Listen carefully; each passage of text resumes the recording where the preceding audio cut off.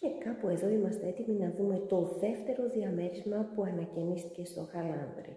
Το ένα δίπλα στο άλλο, η παλιά είσοδος στο διαμέρισμα, μάλλον το σημείο που ενώνονταν τα δύο διαμέρισματα είναι ακριβώς εδώ πίσω μου. Αυτή τη στιγμή λοιπόν η πόρτα εισόδου είναι αυτή και έτσι διαμορφώθηκε ο ενιαίος χώρος σαλόνι κουζίνα, όπου πλέον αφορά το διαμέρισμα το συγκεκριμένο. Το δίπλα διαμέρισμα το είδαμε σε προηγούμενο βίντεο, μπορείτε να ανατρέξετε στη σελίδα μας και να το βρείτε. Πάμε να δούμε.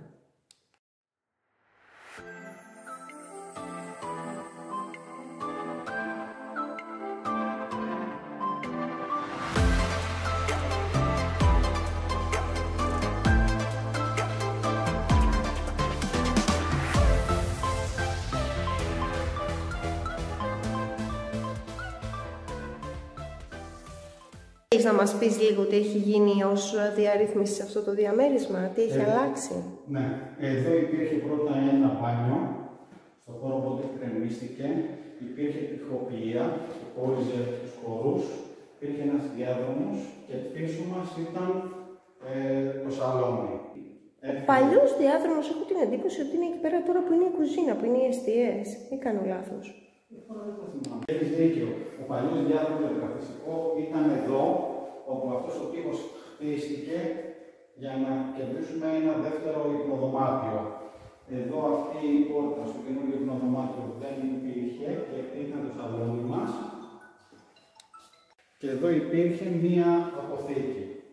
Εδώ δημιουργήθηκε πλέον το καινούργιο υπνοδωμάτιο με πολύ μεγάλους χώρους, μία τεράστια ντουλάπα.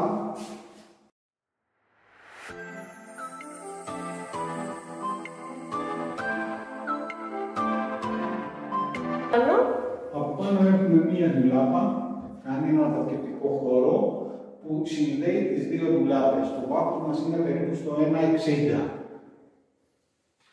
Προϋπήρχε αυτό του χώρου. Προϋπήρχε, ναι. Αν και ήταν καθιστικό, εδώ υπήρχε ένας αποθηκευτικός εκεί. Σωστά. Εδώ είναι το μπάνιο μας, ένα πάρα πολύ μεγάλο μπάνιο.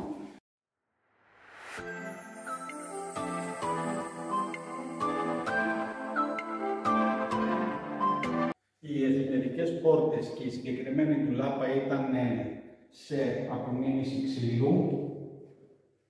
Τις ρίξαμε, τις βάψαμε σε ένα χρώμα γκρι. Έχουν επεξεργαστεί, αλλάξαμε τους μεντεσέδες, βάλαμε με φρένα, ώστε να μπορέσουμε να τις διατηρήσουμε. Να είμαστε λοιπόν. Έτοιμο και αυτό το διαμέρισμα, άλλο ένα, μάλλον το τελευταίο της χρονιάς. Παραδοθήκανε όλα, όλους τους βάλαμε στα σπίτια τους.